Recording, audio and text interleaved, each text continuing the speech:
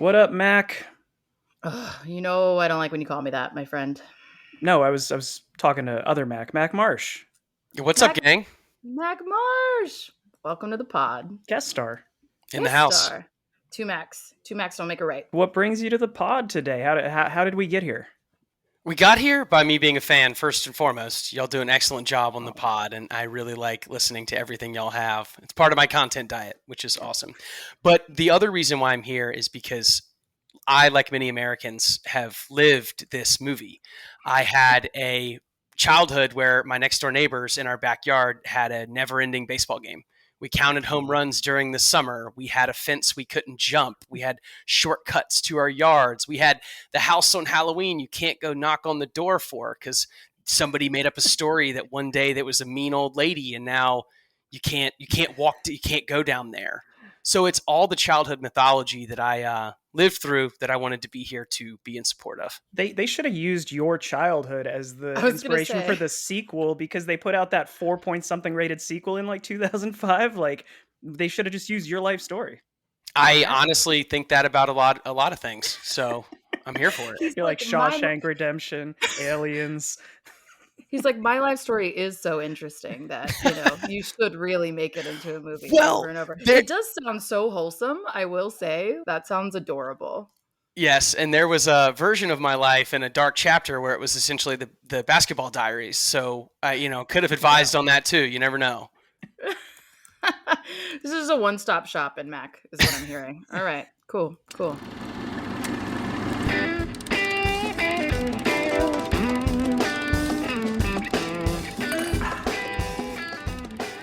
Well, welcome back to We Drink and We Watch Things. I'm Mackenzie, I'm Lamar, and Mac is drinking soda. and Mac is drinking, but he is here. So today Took a sip. took a sip. Yeah. So we are kicking off our month of summer fun with what I would say is yet another classic. I know I've been overusing that word lately, but I do think it is in fact accurate. The Sandlot. Yes, The Sandlot. Incredible film. First of all, incredible. Second of all, the people have been asking for it since Sports Month, so it was time. But it's also a great summer movie, so we're like, this is also a great time to do this. So Yeah, we had talked uh, about doing Jaws to start things off because we know Jaws takes place around July 4th and tomorrow is 4th of July. But this one I completely forgot about I knew that it was in there, but upon rewatch, I was like, oh shit, this does have a 4th of July scene. So it's mhm. very fitting that we're doing this one today. It's going to be a lot of July themed films. A lot of Mhm. summer films, if you haven't noticed, take place during the summer. So that works out nicely. But we are drinking some yummy bevies, and a couple of us have one thing, and Mac has his own thing. So we're going to kind of make the rounds.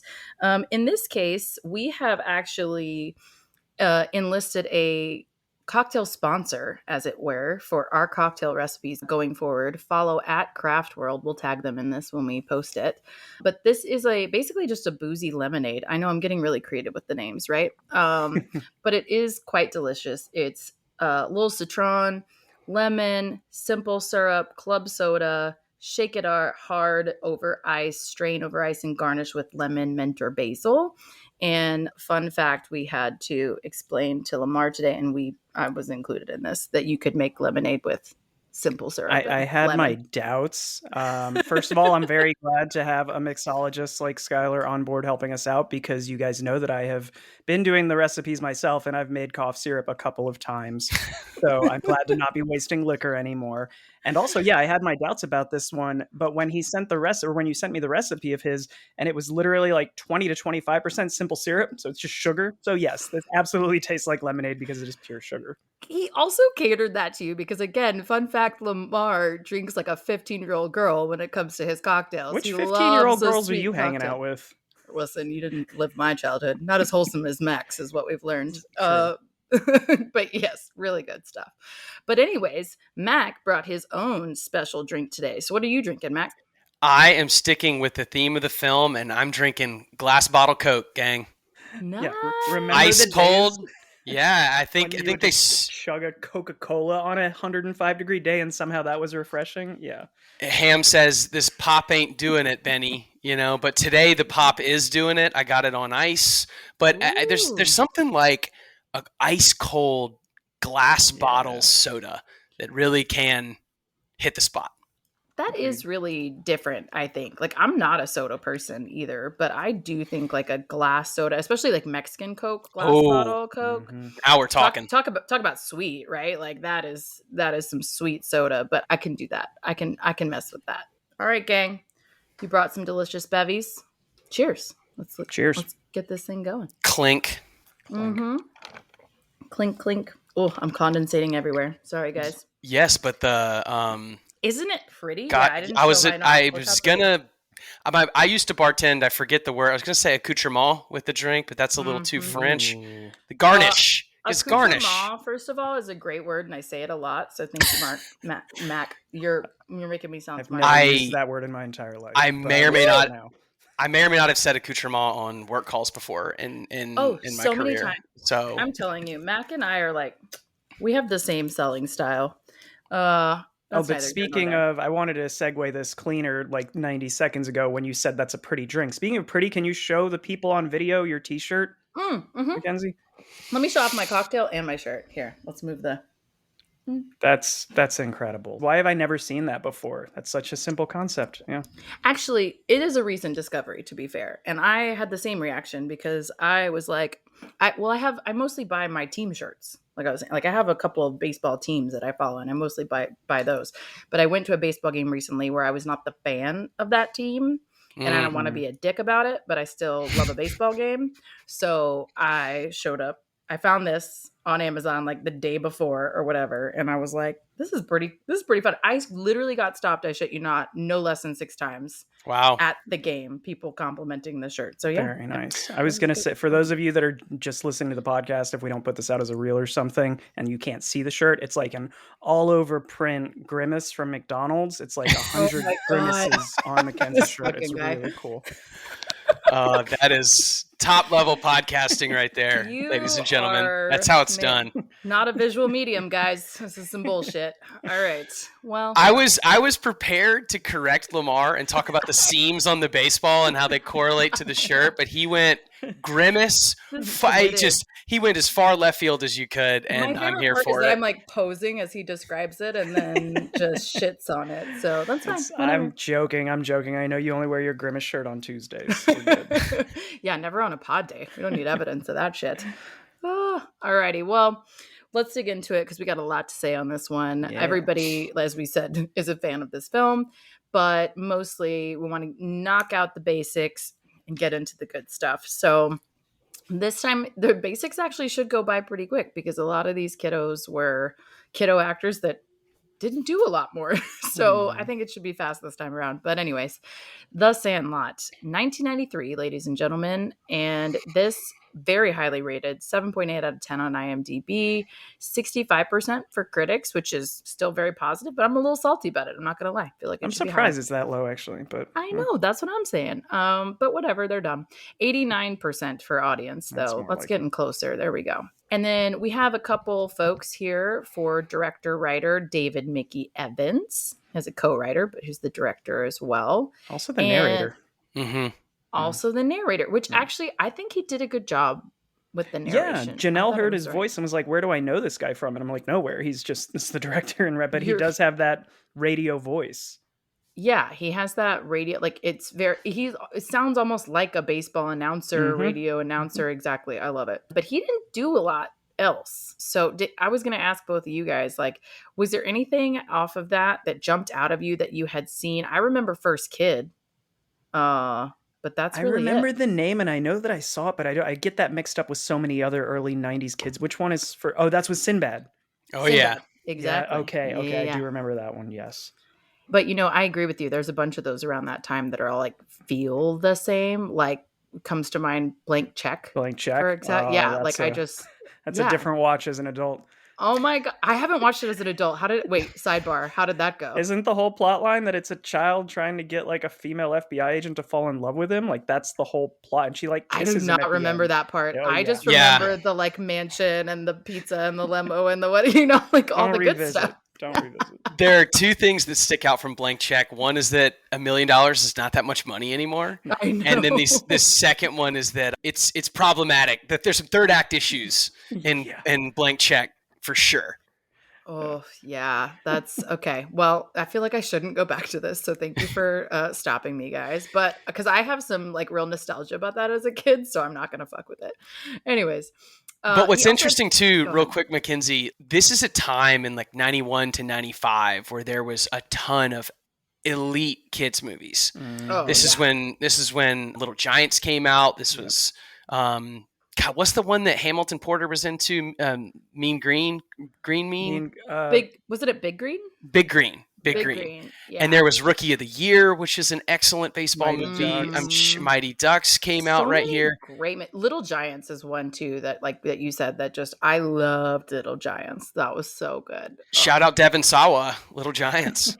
I think a lot Devin of that though, Sawa. like it might just be because I'm trying to think of prior to that. Mackenzie would know better than I do. I think the companies that make children's movies, whether it's Disney or others that were out there making these, maybe they just this is when they picked up on, oh, you can make sports movies for kids, and it was just a trend.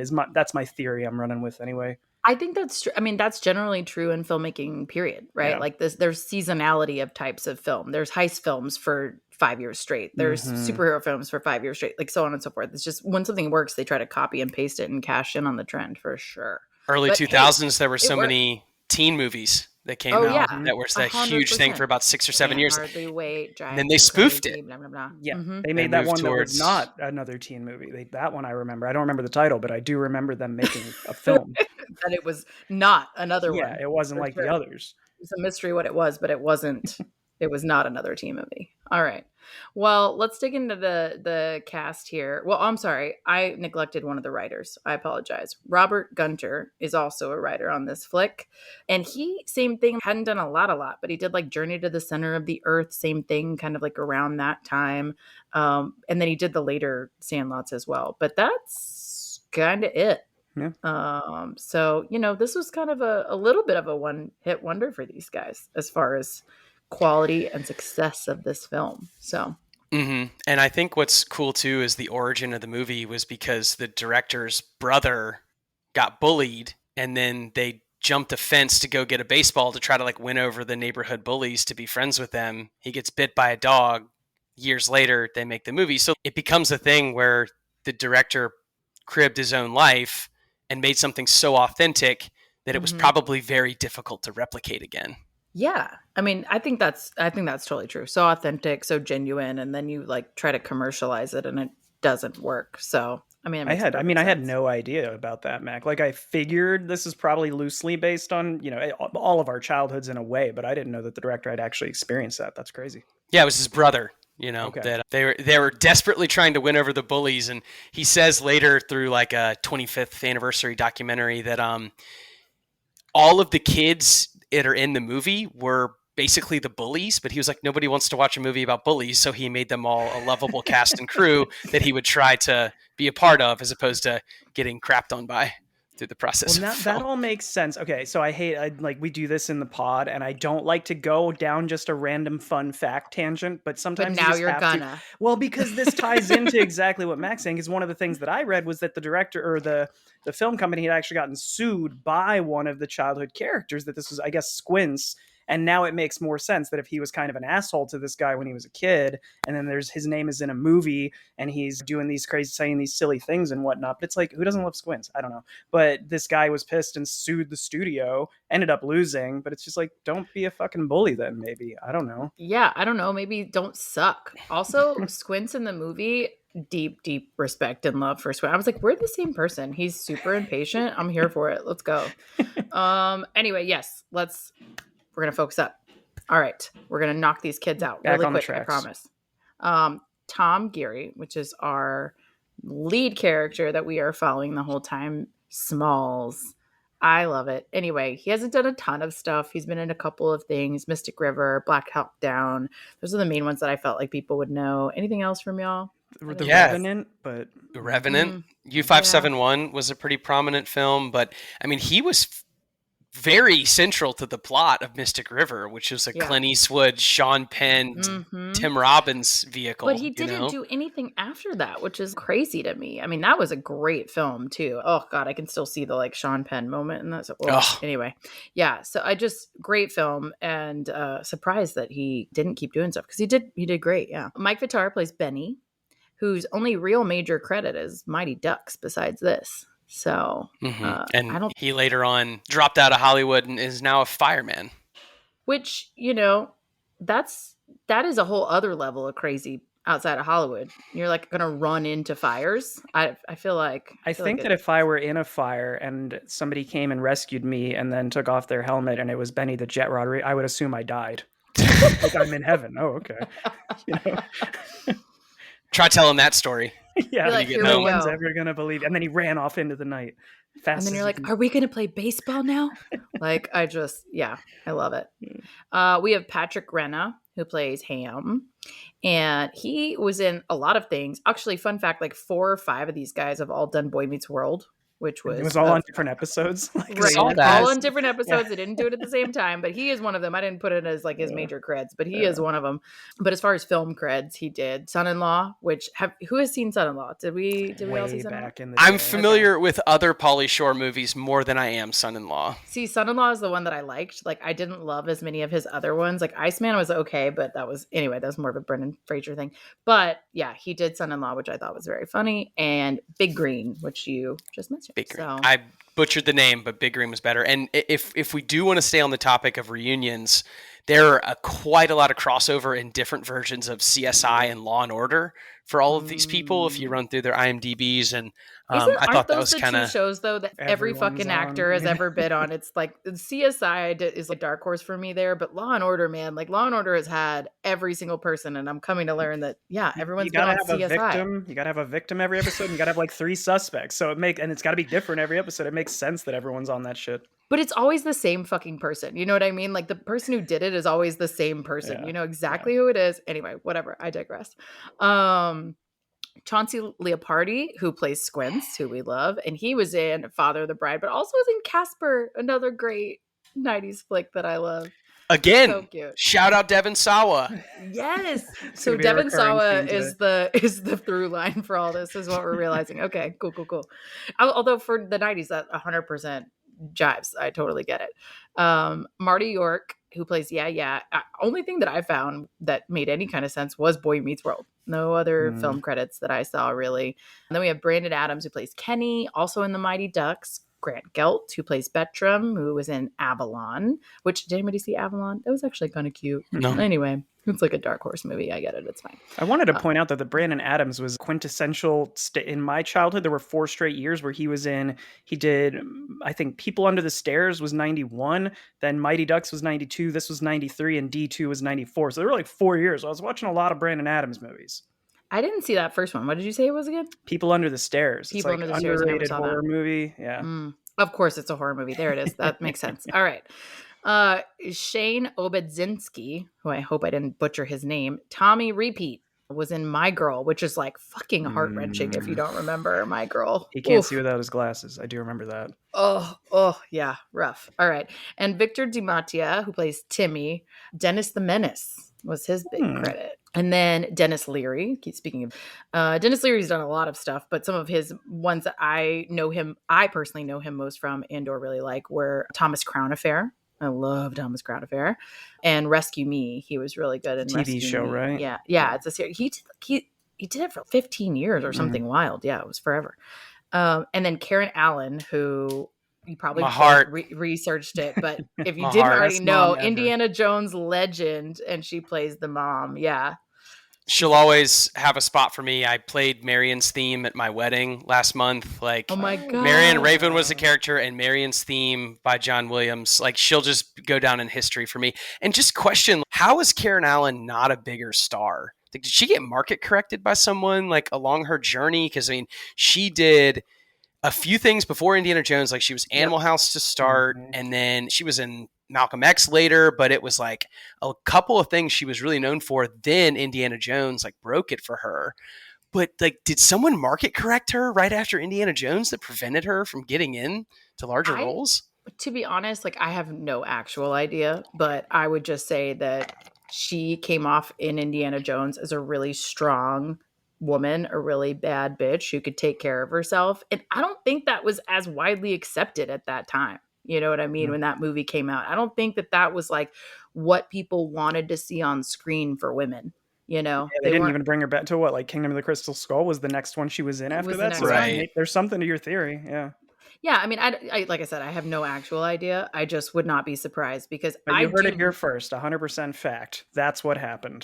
100% fact by Mackenzie Wayne. You're right. It's TM TM science. TM. I scienced it. We're good. Yeah, but she's awesome in that film, and then she's great. She's a cute mom here, but she doesn't get a lot of airtime really, which is kind of a bummer. But then we have to close out. At least I do have to save the best for last for Mr. James Earl Jones, who has to be in every baseball movie. I think that's a rule. First of all, second of all, he's just a gem as a person, as an actor, and I just love him. He plays Mr. Myrtle here, and of course, I mean, if you don't already know who Vader is, I'm going to spoil it for you, obviously. And then Luke's father, right? Is that the spoiler? Yeah, that's the spoiler. And then, of course, Field of Dreams, which is like, so good. He's just classic in it. So, and then a million other things, of course, but just legend. I mean, he's Mufasa, right? Like, it's hard not to bring that up too.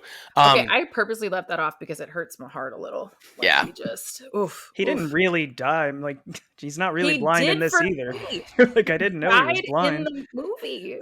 Whatever. I don't want to talk about Mufasa.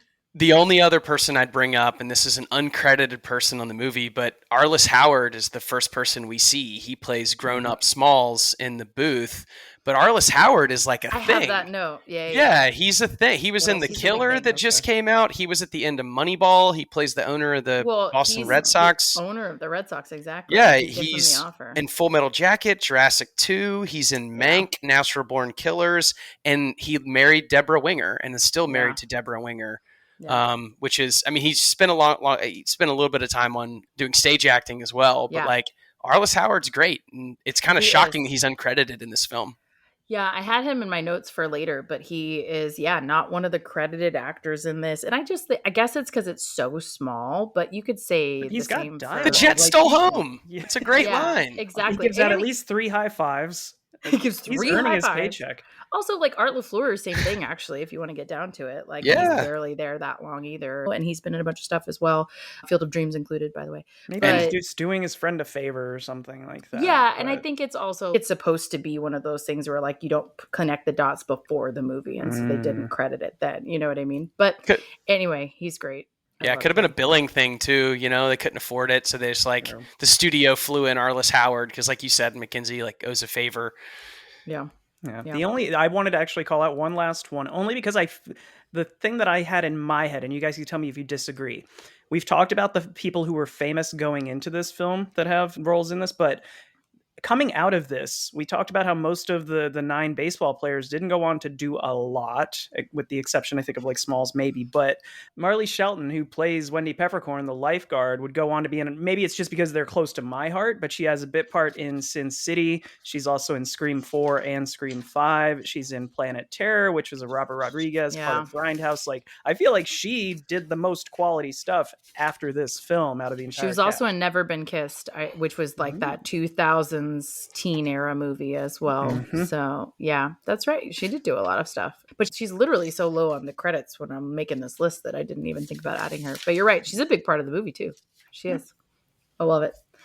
All right. Well, and another thing I wanted to call out is the score is done by Mr. David Newman, which I'm trying to remember to do more often because music is critical to films, guys. It really is. And I think it makes a big difference here as well. I'm going to give you guys the very quick plot summary, which, as we know, is succinct but usually accurate. It is in the summer of 1962, a new kid in town is taken under the wing of a young baseball prodigy and his rowdy team, resulting in many adventures. Cute. Anything else to add? I think it's good. No, I think at its core, this is a film about that, no offense, Mackenzie, but that I think that especially all little boys can relate to, of trying to gain the favor of your stepfather. That's what this movie is about at its core.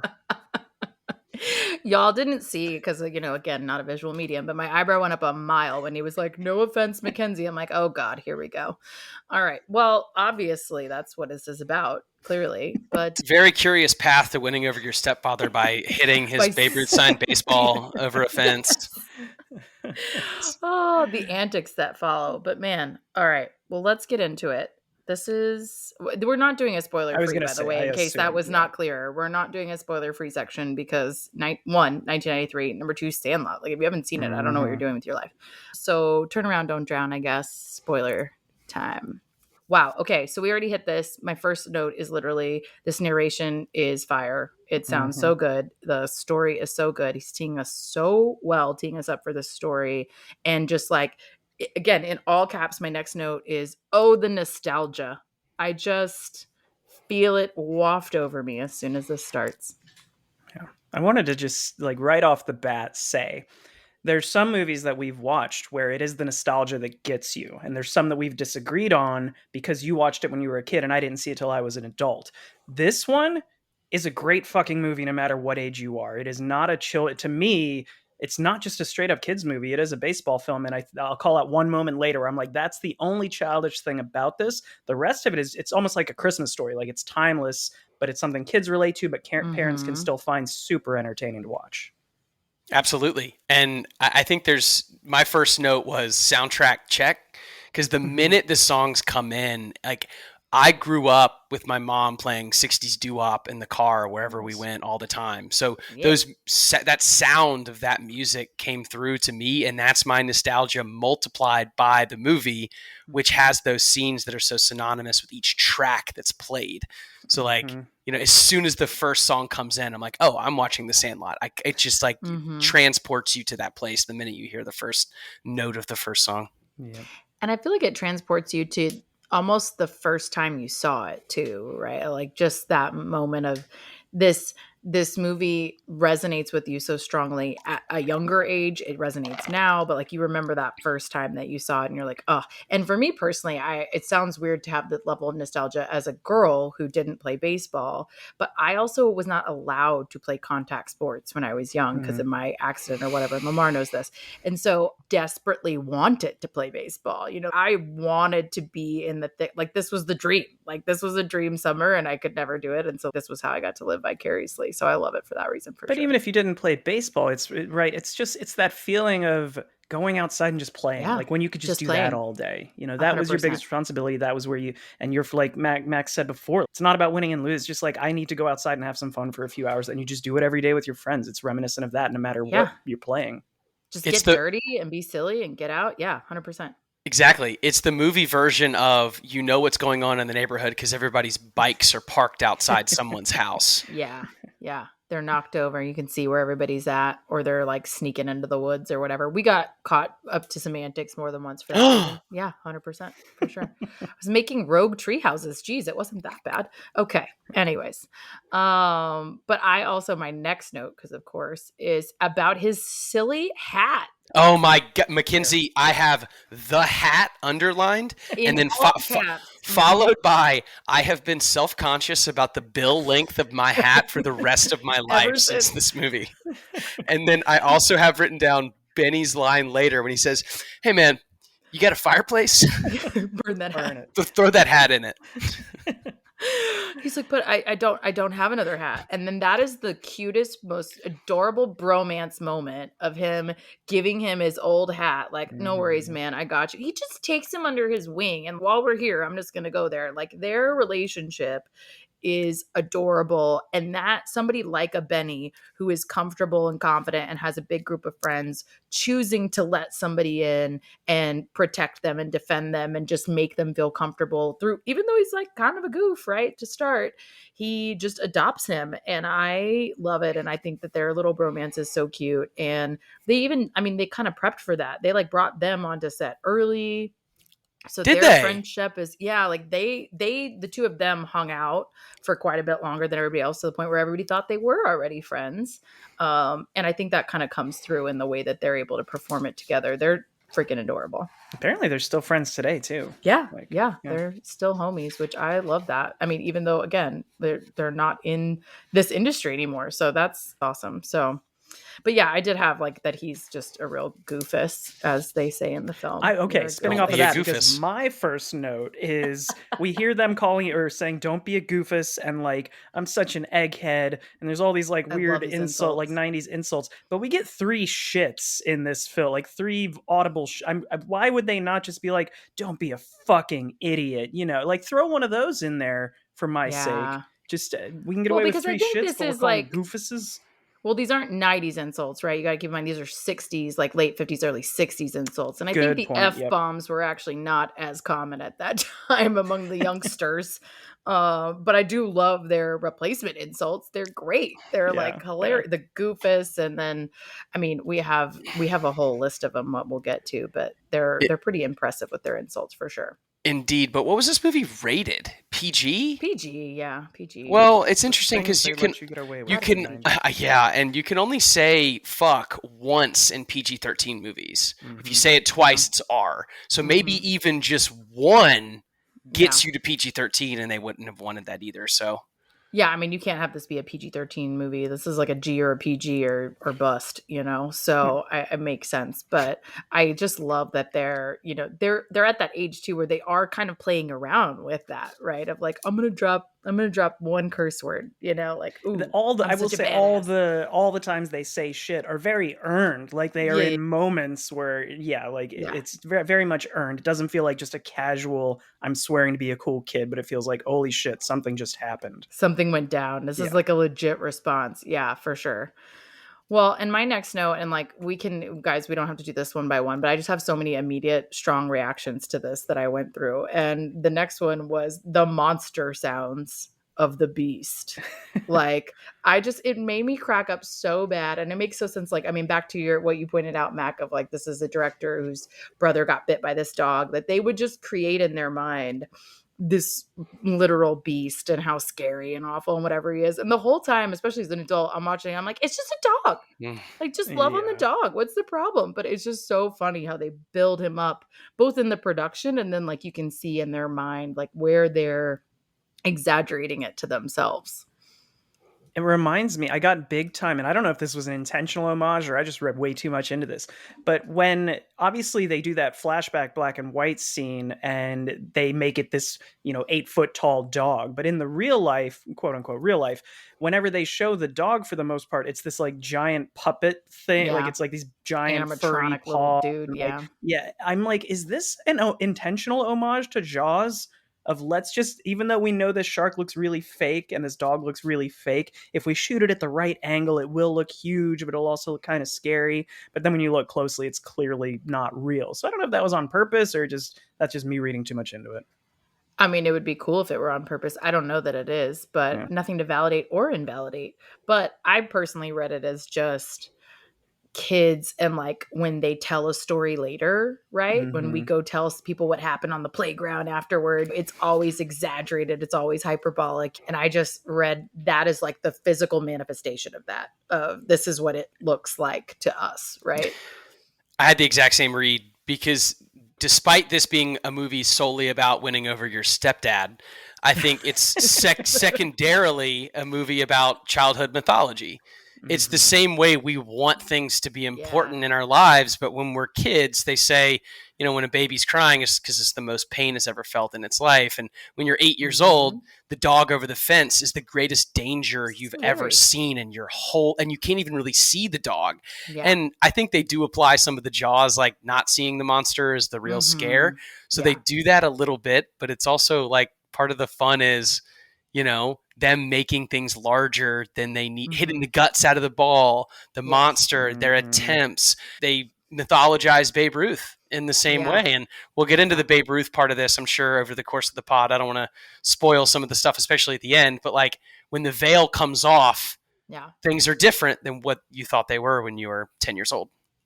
100%. I totally agree. And I think it is kind of an homage to childhood in that way as well, of just like, again, that exaggeration, those experiences feeling bigger and larger and more intense than maybe they were then, and how we will always misremember them. You know, you will always misremember something because if you remember it that way for so long, it becomes the truth, right? It becomes what happened. And I think that's what's so cool about this, is because I can think of a half dozen moments like that in my childhood now, right? Where I'm like, I bet that wasn't as crazy as I thought. You know what I mean? I think it's so representative of that. But do you remember when you saw this the first time? It's probably not. It's probably really hard. Did you think that the dog was big and scary and like a big monster? Like, do you remember when you first saw it? You were like really bought into that? For sure. Okay. Okay.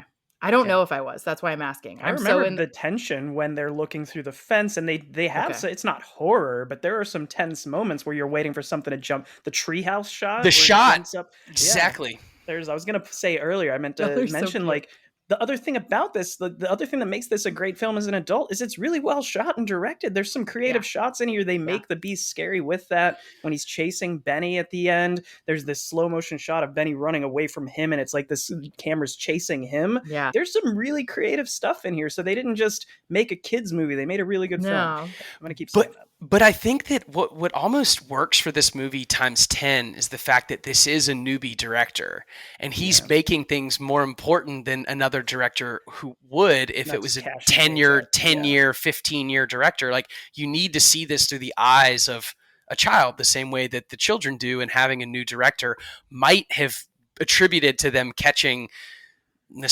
lightning nostalgia in a bottle, which is really Yeah. what this movie kind of is.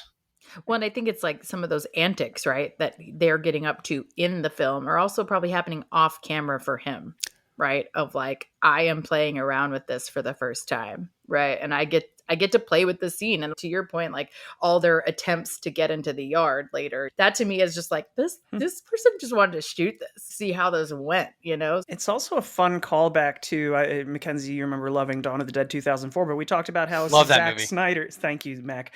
We talked about how Zack Snyder, it was his first time directing, and he just shot the whole movie in order because he didn't know to do anything different. That's how they did this as well. So the director just shot it front to back, and so yeah, to y'all's point, like I think it is just nostalgia, lightning in a bottle. I think a lot of that nostalgia also comes from his own childhood, of him remembering exactly all these different things and the way that it is in his memory. And I had written down that this film, it's just so many golden moments in a row. It feels like a bunch of disjointed like sketch comedy of, oh, now we're in the July 4th part. Oh, now it's the vomit scene. Now it's them playing the other team. Now it's the pool scene. Like, it's all these different moments, but they're strung together so perfectly and cohesively. Yeah. That the movie's just a blast from beginning to end. It really is. But Lamar, I have written down minutes like 16 to 57 are 5 of those vignettes in a row, and it just absolutely rips one after the other of top-notch scenes right there in that kind of, end of first act, second act part of this movie. Yeah, I think it is just pure nostalgia the whole way through, and all of those moments are they just complement one another, and they have this air of that physical comedy to them too, of like there's always something physically happening in the scene. You're not just standing around spitting one-liners or making jokes.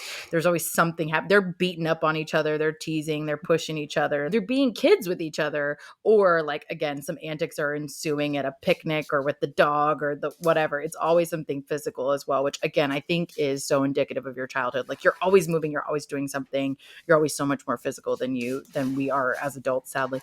So I just think it resonates throughout. But speaking of the group together, right, the first thing that they do together is they start to have this game, and Benny adopts him into this game, and this poor child does not know how to throw a ball, and it is painful to watch. He like will walk you the ball. And I just remember being like, and like Squint's line too, where he's like, we're waiting, and I have it on the note, I'm like, this Squints is me, like, can we don't have time for this. Meanwhile, that line Benny about is my adorable. clothes are going out of style is that's oh my god, that I used used to say that all the time. Like, and I had to have gotten it from this movie, which I didn't even realize until I rewatched it. I said that all the time to everybody. I thought I was so clever and hilarious. And it was all my insults were definitely related to waiting for things and being impatient. So yeah, again, Squint is me.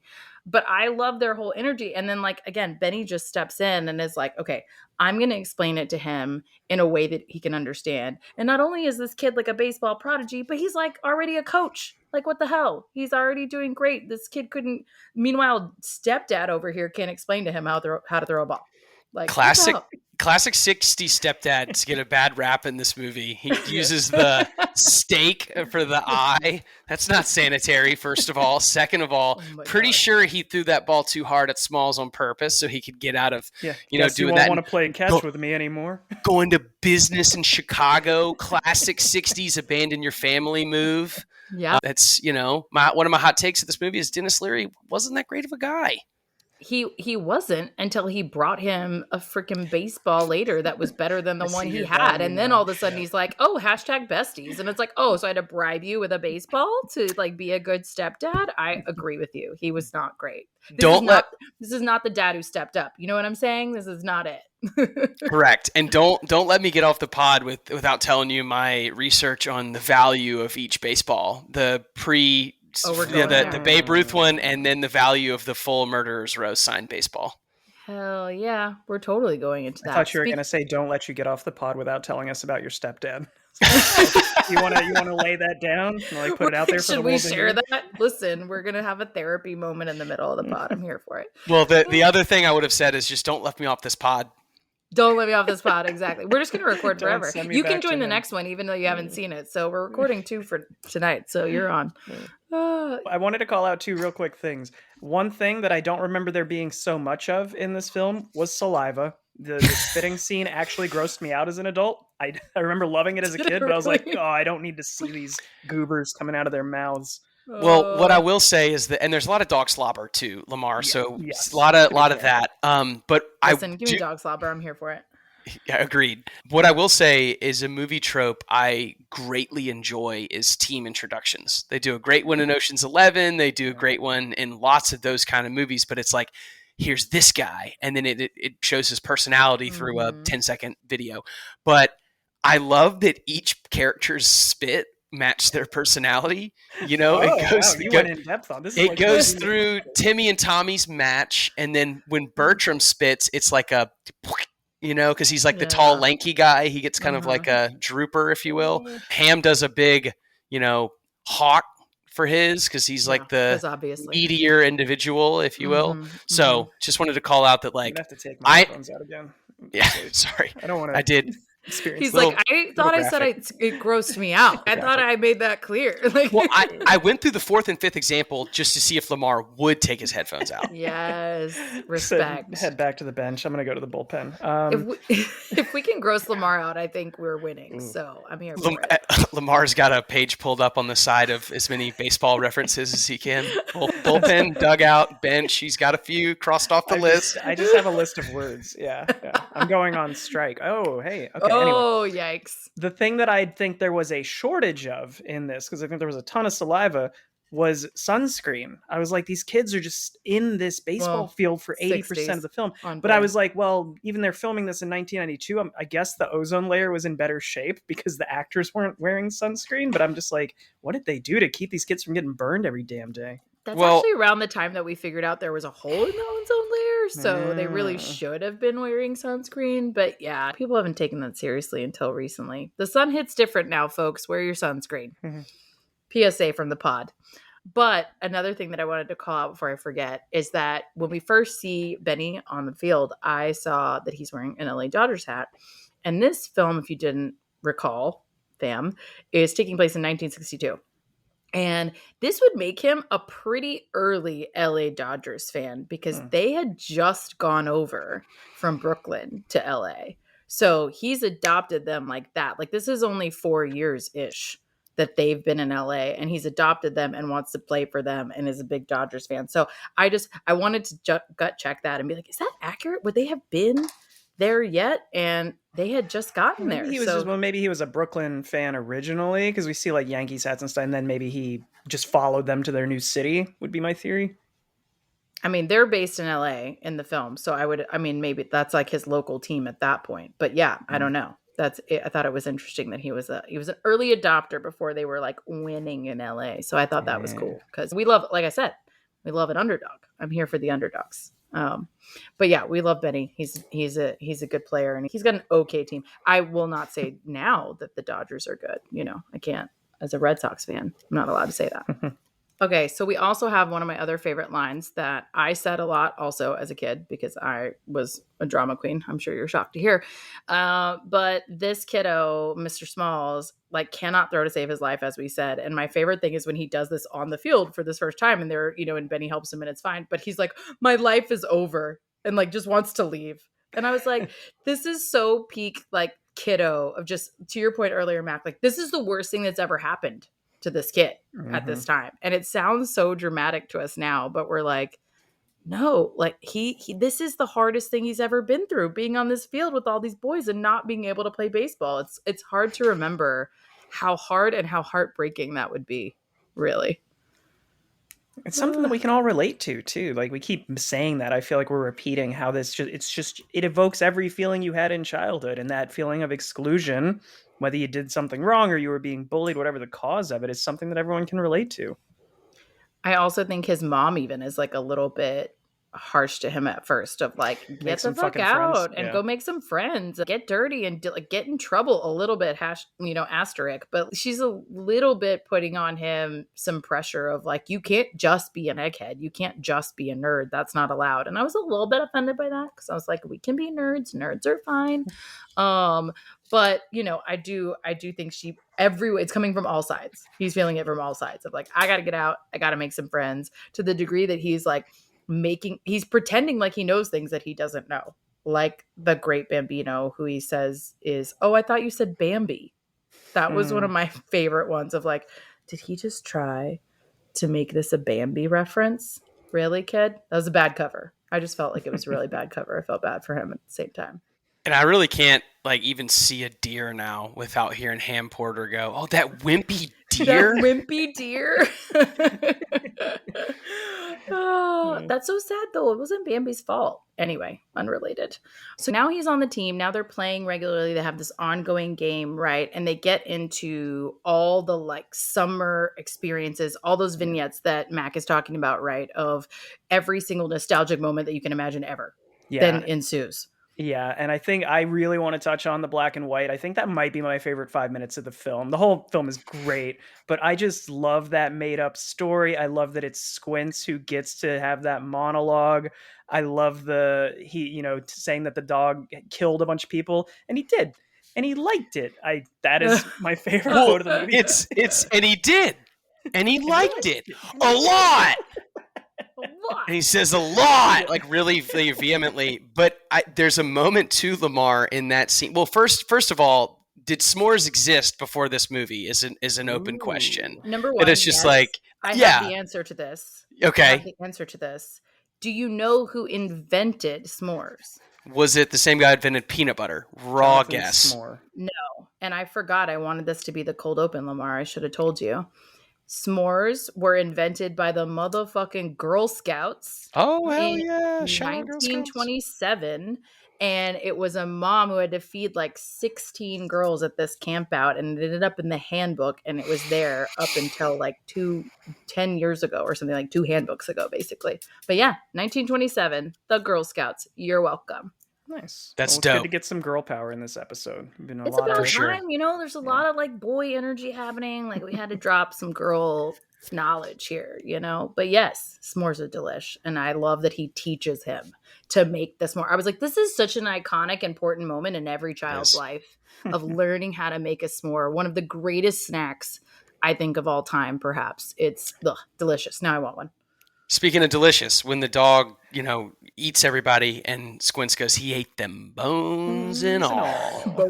Great line. The flashlight move. We have to talk about the flashlight under the chin. Classic. Yeah. And then there's 2 pieces of detail, Lamar, that he gives that I'm sure you keyed in on when he's talking about how many guys the beast ate.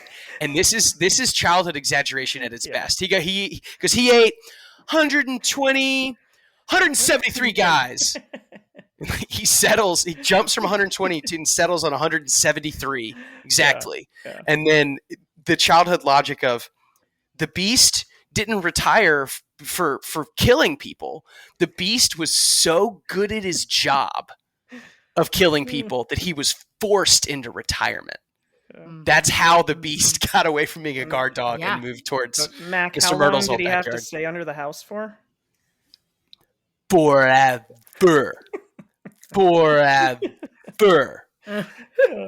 I got a nice bottom lip for those who can't see, and it lends itself well to F's. Publish this one, the video of this one, because we got a lot of visuals happening this time. I'm wiping my camera with the spittle that I just spewed from saying forever. But I will say, when Father Squints Palladorus tells the story, when you see the black and white scene, they focus on that bottom lip when he's saying the line.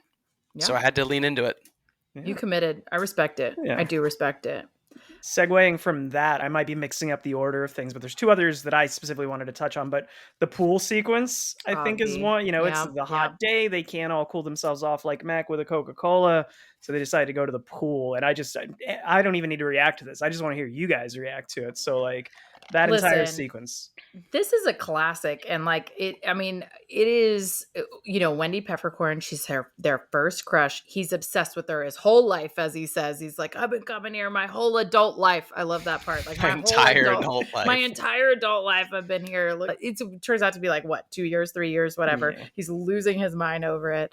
But I just loved the whole energy of the pool and the pool scene, and again the nostalgia. I know we keep saying that, we're going to say it 5,000 more times, I'm sure, but it really is the energy of the pool scene. And I do think there's always somebody at the pool that you were crushing on. In this case, it's the lifeguard. It's totally relatable.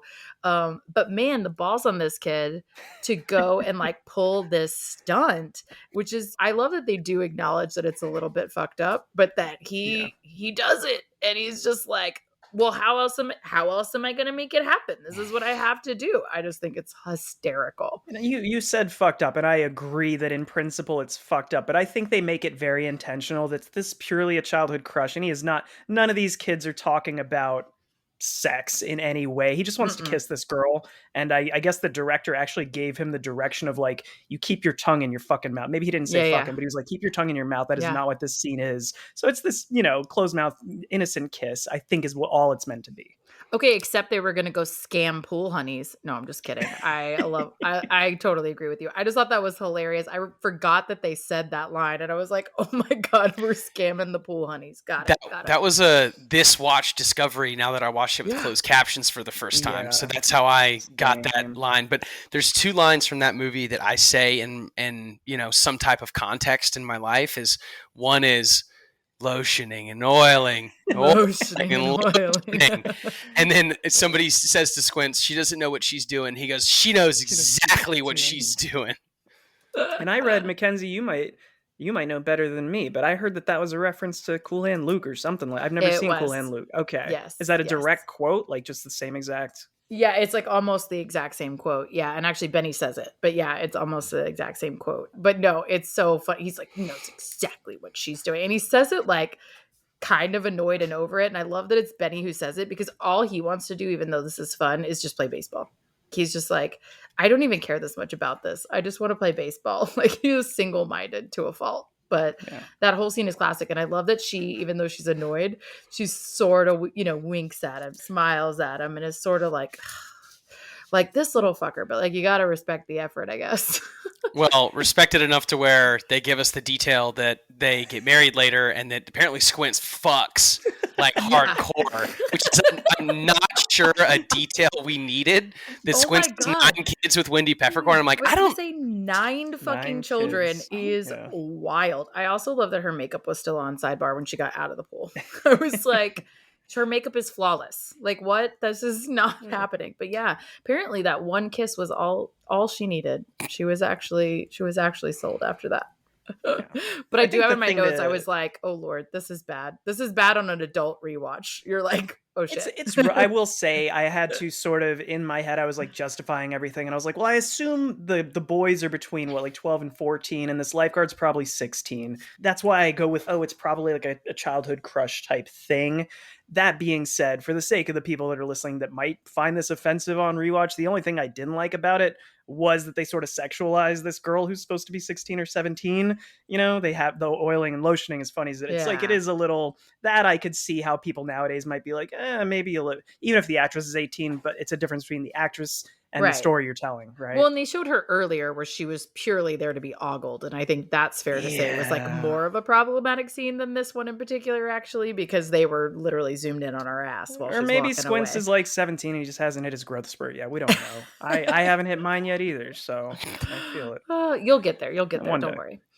One of my other favorite scenes is the fireworks where they Yeah. like have their night game moment, because I don't know about y'all, but I just personally think that there's nothing like a night game in baseball. And they even kind of say something along those lines in the dialogue of like, we thought we were big men like under the lights, which is, it's just a different vibe at a night game at a baseball. It's one of the most romantic, nostalgic sports moments I think you can have. And I was just like, I literally have in my notes, fireworks, night game, let's go. Like I was so ready for this scene. When you're a kid, there's something to doing things not when you're supposed to be doing them. You want to stay up late. You want to do something at night. When I was a kid, we used to go to the beach, and when we got to the beach, we would go night swimming at the pool. And it was like a thing, like night swimming. It was like it's a daytime activity, but we're doing it out of order, and that became like a whole thing. So Under the Lights, A is a baseball thing, and B is like we're breaking the it's rules, a man. gift, Yeah. And it's just this nice little. I mean, the whole movie is adorable, but it's this nice somber moment. They all forget they're even playing. They're just the balls. Benny's running the bases, and they're all illuminated by the lights and just in awe. And again, it just takes you back to being a kid. It does. The cul-de-sac party looked like a party I would want to go to nowadays. And then also just fucking great use of slow motion. Yeah. Yeah. And that whole scene is basically slow-mo with them like running through everything to the fireworks. And it was really cool.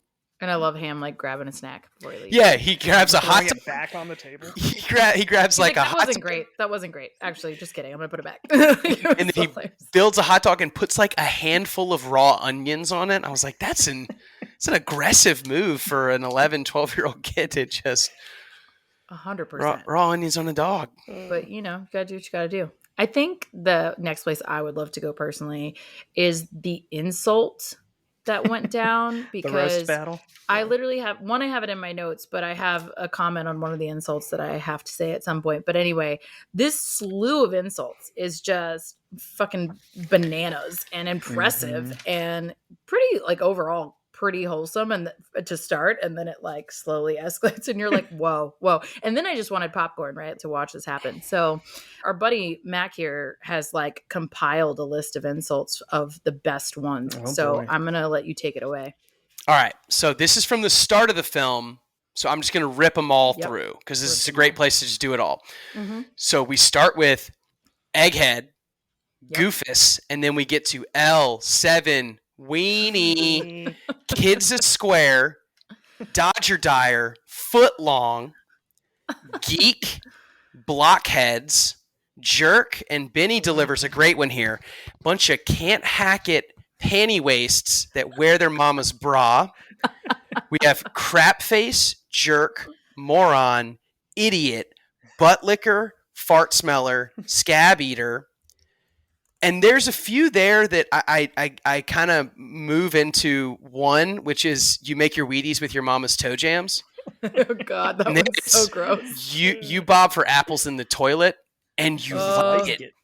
And you like it. And then it's capped with you play ball like a girl.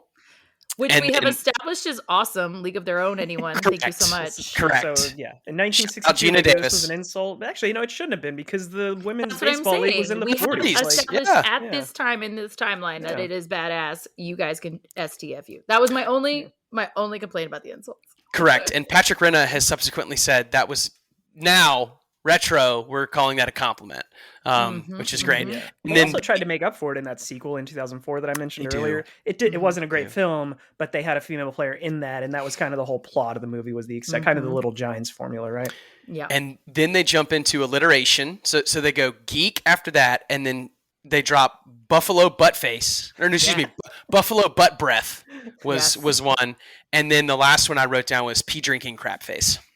Pee drinking crap face. That is rough. That is rough. But my favorite part about all the ones you just mentioned, though, was the one like the can't hack it panty waist who wear their mama's bra or whatever.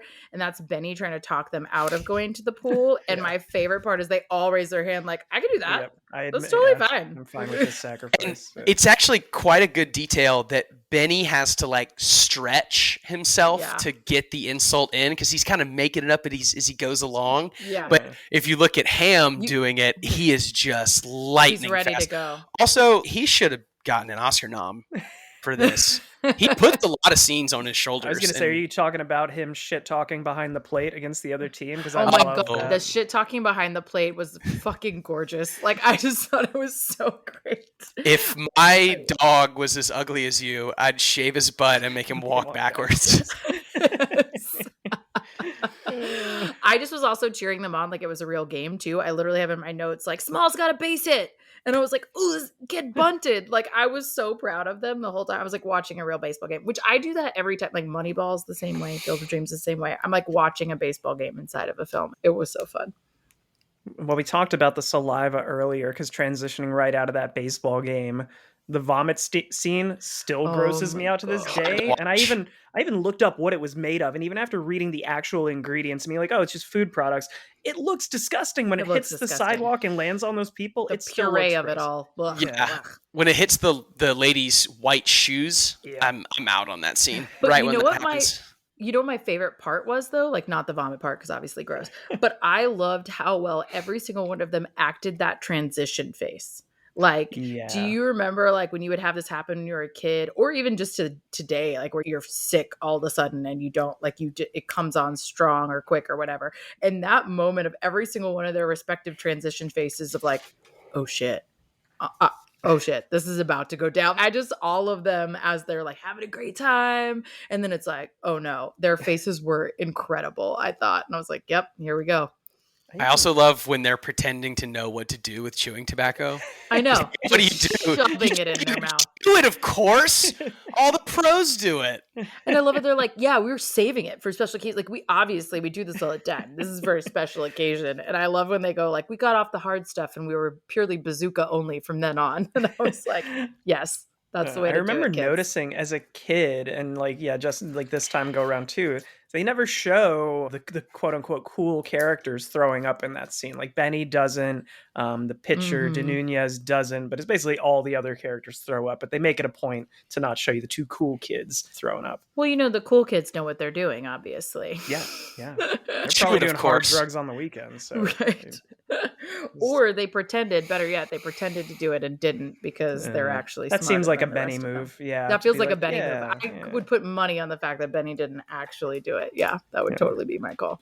So I know that we want to start moving into the climax, and as we get there, I wanted to point out, I looked at the runtime on this. I remember it being an hour and 20 or so. It's like an hour and 45 minutes. Mm-hmm. There's still 40 minutes left in the film when the ball goes over the fence. So there's 35, 40 minutes of this where it's them trying to get this one ball back. And we've been talking about that, sort of all the vignettes leading up to this. And I just did not remember this being that long. It still plays really well, but it's insane that takes up that much of the film. Which, side note, I love the kids' reactions. Again, it's the gadgets that we remember, but how they scream every time they pull back like a stump of a tool that they put in there. It's like, you have no reason to be doing that, but just they're selling, like these child actors are really doing a great job. But the Wheaties Periscope was my personal fave. Yeah. And Squint's like, I love that he's the one doing that. Even his dialogue, I could recite off the top of my head of when he's like, you got it, pull it up. Like, just, he's so optimistic, and then it inevitably goes wrong. It does, but it goes quick because like, a whole chunk of it is them figuring out, like, again, how to get over the fence. And it's just one attempt after another in all these crazy ways. And It's so funny too when they're throwing things over the fence, and it's just so dramatic and hyperbolic, and it's just funny, and it keeps you laughing and it keeps you engaged the whole time. So it feels like it goes quickly. And the whole time I have in my notes, I was like, you guys clearly don't speak dog. Like, I don't know what to tell you. Like, this is just a chill dog, and you just need to learn how to talk to this poor little pupper who just wants to get out of the yard. He just wants to make friends. But Hercules. Hercules is a good boy. We learn through the film, but the props they use in the final scenes are just burned into my brain. Like attempt one, the stick in the periscope where they have, but like when the stick gets all chewed up and it's like frayed mangled, on the, I'm just like, that's burned in my brain. Like the metal stick in the pan, that when that flies through the air, and then we have the vacuum explosion, the pulley for the erector set, and then the final shot of the PF Flyers. Guaranteed to make a kid run faster and jump higher. Like the FTC, I guess, wasn't around in '62, so I don't know how they guaranteed this shit. But yes, is that why you have a Mac, to make you faster? I got mean targeted on Instagram about PF Flyers appropriately, is what you're saying. Yes, I mean like target. Yes, mean as in it worked very well. I bought them pretty instantly, and I wanted to buy the black on black that Benny has because his are pretty sick. But I don't know, black shoes aren't particularly my style. So I was going to say I personally would buy a black on black. I feel like that maybe is not your vibe, but those look great. Yes, for those who can see, it's the nice like tan suede on like the rubber. But I actually wore these to my first work event where we did field day outside, gang. And that was your good luck charm. You're like, listen, I'm going to come in and wreck shop. I played football against our president and CRO wearing PF Flyers. And that's well, listen, something he plays golf in flip-flops. So I'm sure he loved that for you. So that's great. Oh, that was a good one. That was a good one. Well, so we go through all these attempts, right, to get over. They're all awesome. And I think, again, I have to say again, this is like kid memory of the way that the stick is flailed and the way they go flying over the fence and all this. Like, I just love that we're still in kid memory, kid view. And then finally, Benny like realizes the stakes and is just like, I'm going over the fence. This is just like Benny's hero moment. I mean, is he anything less than a hero? He's just like, I'm going to take care of this. Well, I would distinctly argue that he is a legend, not a hero, because You're right. Heroes get remembered and legends never die. Oof, you're right. Right. I mean, really, Babe Ruth is the hero of the movie, because if not for him, because he talks him into it, is what it is. His ghost haunting this town, Yeah, I mean, if anybody's going to appear to Benny, that's the appropriate person, of course, right? So he goes and amps him up, gets him to do it, and I love it. And I just wanted to point out that I love the initial standoff with Benny and Hercules. Like, again, great piece of filmmaking. It's slow motion. They've got this Western vibe going with the music, the whips cracking, like these sort of last duel showdown sound effects. And then when he finally takes off and it's all in slow-mo, I got like chills thinking about that and rewatching it. This movie rips. This movie straight up rips. I was going to say, we could just talk about how great it is for forever. I kind of like it sets in that like it's the Western vibe, but you calling that out makes me notice it more than I did even watching it for the 1000th time. Just because the whip alone is such a great effect. And he gets over there, and then he realizes that Hercules is a sweetie. Little sweetie patootie. And we get the whole chase scene first, though. Like that. I mean, he just wants to play. Like, I don't understand why people are confused. Like, he just wants friends. He's tied up in a yard. Like, hang out with the dog, and he's going to be lovely to you. I don't understand. I didn't realize that chase scene at the end goes on for like a solid 5 minutes or so before they finally make their way back to the yard. But yeah, I just love that they get to the dog. He shows them the stash, and he's like, guys, like, here's the stash of balls. Like, I just need pets. Like, you're welcome to have them all. You can play forever. I love that they're like, we can play forever now. I just love that moment. He's like, yeah, like, here for I'm saving them for you as long as you just pet me. Like, it's not a big deal. I love it. And I love, we then get the transition, of course, to We got to get there. Mr. James Earl Jones. They bring his Yeah. dog back. And of course, he's scary and intimidating and all the things that they have built up in his mind. But he's actually a sweetie. And also, he just wants people to visit him. Like, people just come hang out with me and talk baseball. I love baseball. I love the implication that, you know, he has all this stuff because he was a player and he has relationships with all these players and he's ready to just talk about it with people. He talks about how he used to crowd the plate so that he could like almost eliminate the strike zone, right? And like just the way he immediately just leans into talking about the baseball. And he's like, pitchers hate that. And Skylar was sitting next to me and he was like, super do. Skylar was a pitcher, in case y'all didn't know. And so he goes, I had to share this. He was like, well, the trick is you got to brush him off with an inside fastball. Well, that's what somebody tried to do, and that's why the guy is blind And now. So. unfortunately, well, in this case, it was quite sad. And then he turned out, you know, to get hit pretty hard and go blind. But he's still a gem and he has all this great stuff. And he shares with these kids who are obsessed with baseball. And like, this is the guy they are meant to make friends with. And it's just the ultimate moment in the movie for me. It is really cool, especially because they meet him and he starts calling Babe Ruth George.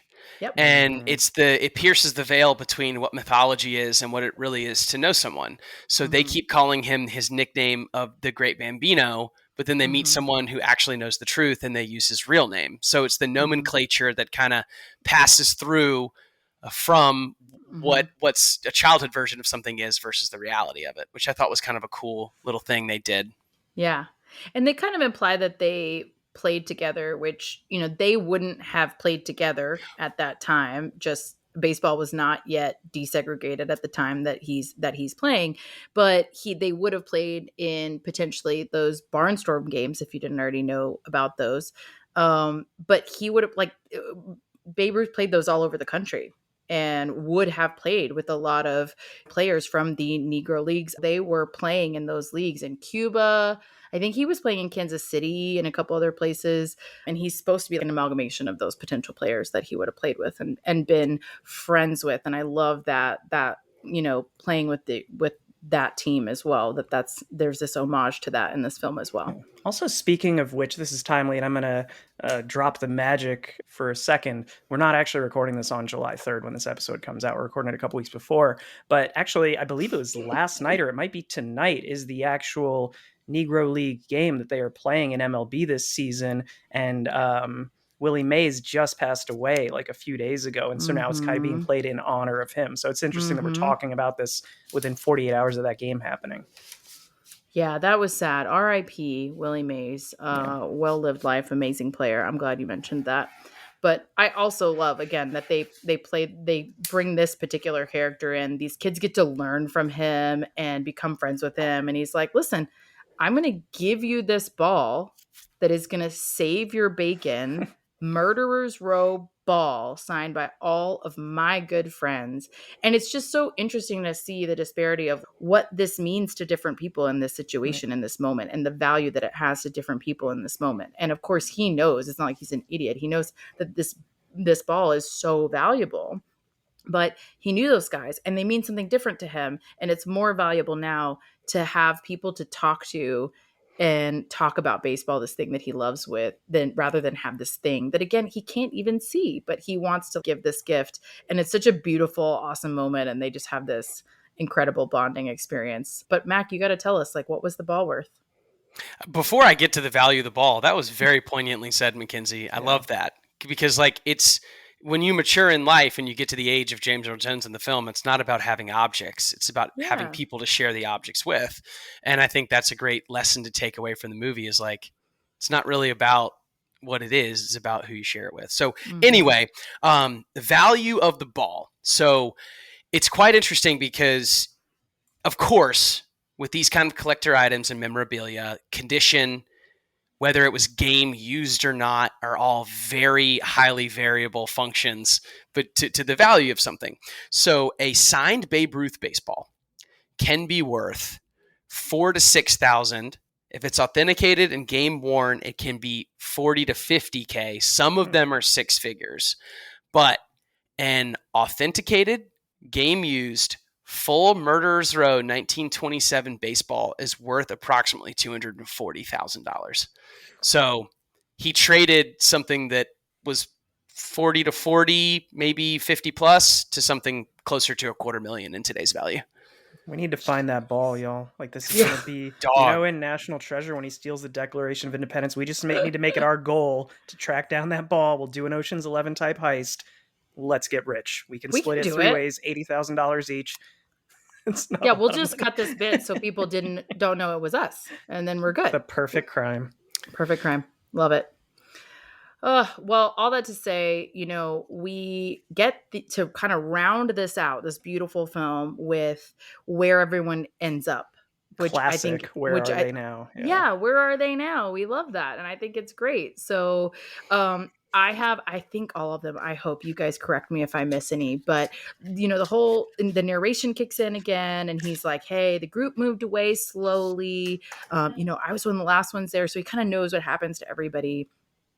So went to military school and pioneered bungee jumping. And to your point earlier, Mac, of even their spit matching, like their personalities, does this not fit? I feel like this is you're like, okay, checks out.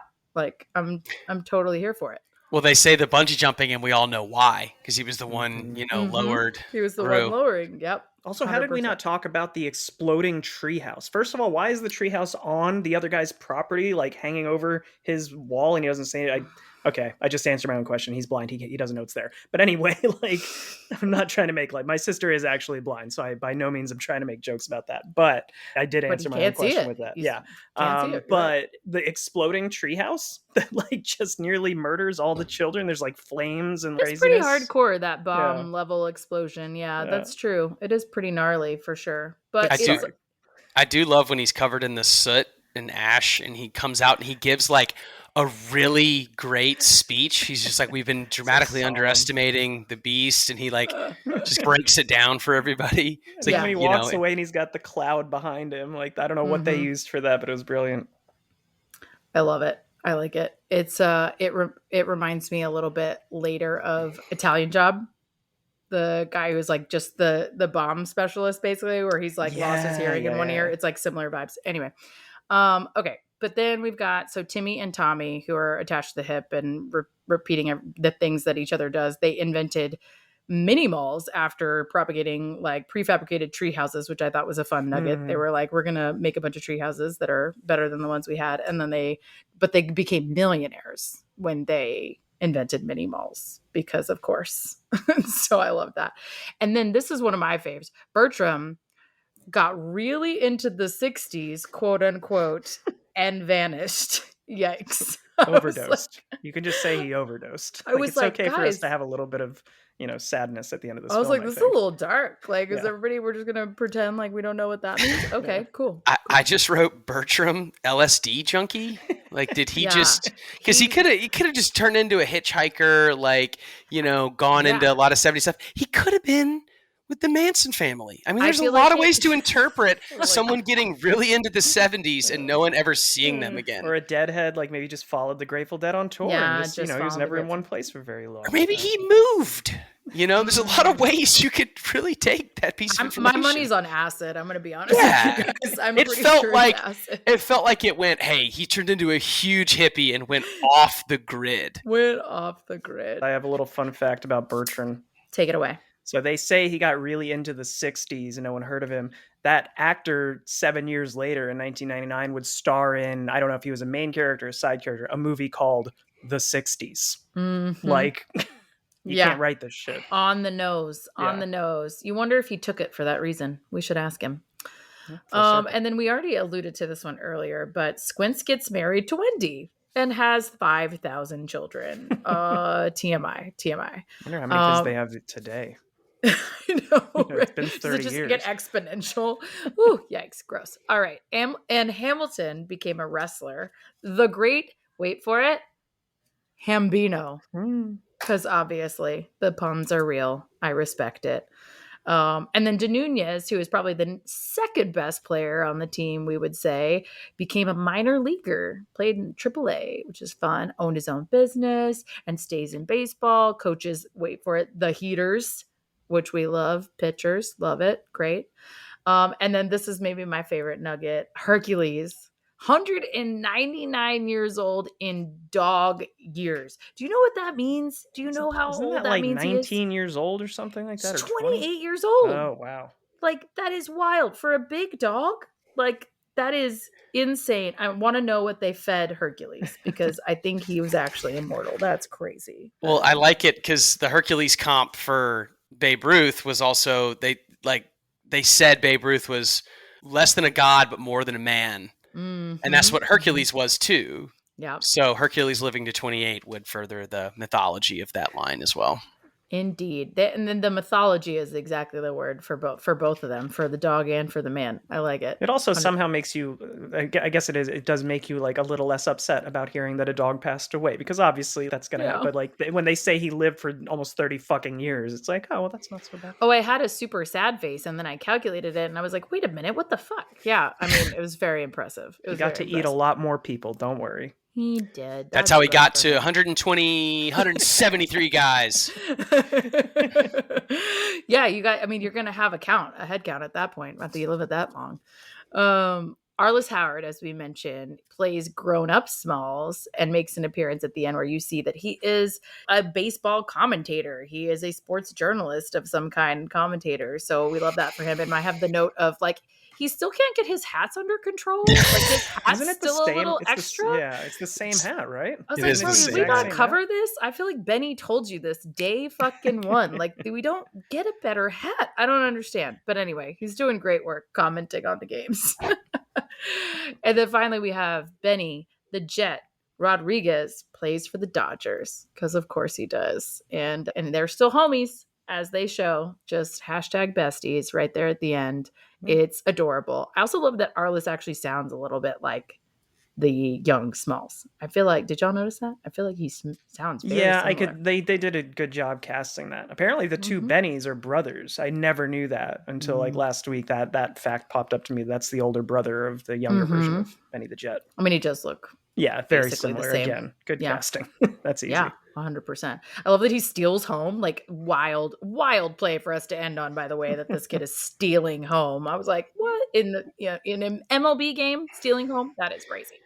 But it's cool though too, because that's what Benny learned how to do. He learned how to take the giant courageous thing and do that. But I also was watching the movie with my Indian wife and my Indian mother-in-law, and they do not know baseball. And I was trying to explain to them how rare and impossible it is to steal home at the end. They were like, why is that a big deal? And I was like, because you steal second all the time. You steal third sometimes. You never steal home. And they're like, but why wouldn't you? Like he did it. It's fine. And I'm like, but you don't understand. That's where it's so hard. Yeah, that's where he's throwing anyway. They're gonna just get him to watch more baseball, and then they'll get it. Mackenzie, we're still working on football over here. Okay. We're getting to baseball later, but this is a fun fact for the readers. I did do a full PowerPoint presentation to my entire new Indian family. And I mean like 25 people doing a full in television. I have like a laser pointer and I'm like going over the rules of American football. I'm like teaching them the basics. This is 0% surprised. I don't know if you're expecting a strong reaction here. I'm like, on brand, check. Yep. Yeah. They took a video of it and played it over the NFL theme song. And I'm sitting here like, so you see, you got an end zone, you got a field goal. Oh my God. I'm like, I know football, obviously. I just also want this presentation. Like, I just want to check it. I just want to make sure it's good. I'll put time on your calendar. There you go. Good luck. Like, right. Good luck. Oh, no, I love it. Okay, guys, we have been talking about this movie for almost as long as the movie is, quite literally. So we need to get to our ratings, which I think we're all going to know pretty well. But Mac, let's start with you. You're the guest. What would you rate this film out of 10? I mean, I tried to come up with like a really scientific, full breadth and width movie industry knowledge. You were like, what am I getting? Like, The Sandlot is a 10 out of 10 movie. and I'm going to stick with my gut. I'm going to stand behind the film and the Yep. reasons why I joined this pod. I'm not going to sit here and say 9-7 because the narrator said they got into a pickle too many times. Like, this movie is 10 out of 10.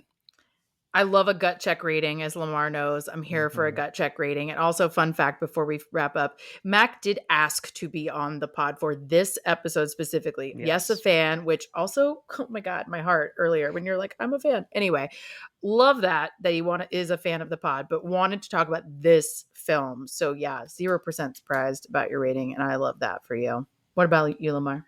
I'm sitting here and I'm trying to remember what I gave A League of Their Own, because I feel like they're both just incredible damn movies. I can't remember if I gave it like a 9 or 9.5. I want to say you were like an 8.5 or a 9. Okay. I don't But know. I, like, on rewatch of this, again, it is just aged so incredibly well. I was well. expecting to have, just More cringe nostalgia. moments. Yeah. Not even cringing, but just not enjoying it, like if the humor Yeah. wouldn't land in some way. But honestly, the humor all still lands. Yeah, there's some childish insults, but they're fucking kids. What more do you want? Like, Right. I'm gonna, to Mac's point, I'm gonna do the opposite. I'm not gonna give it a perfect 10. I'm gonna give it a 9.9, only because of this is the childish moment I was talking about earlier, where I was like, now it feels like a kid's movie for 5 seconds. Is the cake flying up in the air and landing on the chefs in the chase scene? That's the only moment that I was like, oh, now it feels like a kid's movie for just an instant. But I'm gonna go 9.9. This movie's so fucking good. Of course you would, by the way. You're like, I just can't do a 10. That's fine. But no, I hear you on the cheesy moment for sure. But like, I don't know, it just all kind of works for me. I'm gonna go with Mac. I'm definitely a 10 out of 10 here. Like, I can try to find a problem with this, and I'm not even gonna. This might be so the best average rating we've had on a single movie highest ever. Yeah. Like, I can say with confidence, this is the highest rated film that we have done on the pod for sure. You could show this movie to anybody, and it's a can't miss classic. It's a can't miss movie. 100%. I totally agree. Well, guys, thank you everyone for joining, but especially Mac. This was such a great one to have you. This was such a blast. We had so much fun. Thank you for coming. Sincerely happy to be here. It's an honor. I just hope that I did enough to get invited back. Great guest. More than enough. Great guest. It was a great time. I will say, come back next week for our next summer flick, which is going to be Jaws, which is another summer, I think a summer classic, but it's a good bookend to July 4th, this week and next. Yeah, exactly. So come back next week and join us for sure, but also follow us on our socials. We drink and we watch things on Insta. And are we on anything else, Mackenzie? Do we have? We're on everything under the same thing, but pretty much mostly only are actively on Instagram. We don't also look at anything Facebook, else. all that stuff. You can always email us too if you want to go old school. We drink and we watch things pod at Gmail, right? But yeah, definitely get on there, share some of our stuff. We had a lot of activity on a reel this past week, so that's really cool to see. We plan to release more video content. So yeah, let us know what you want to see more of, and we'll try to get you guys more engaged. Yeah, for sure. Good call. All right, kids, go have a drink and watch a thing. Cheers. Cheers.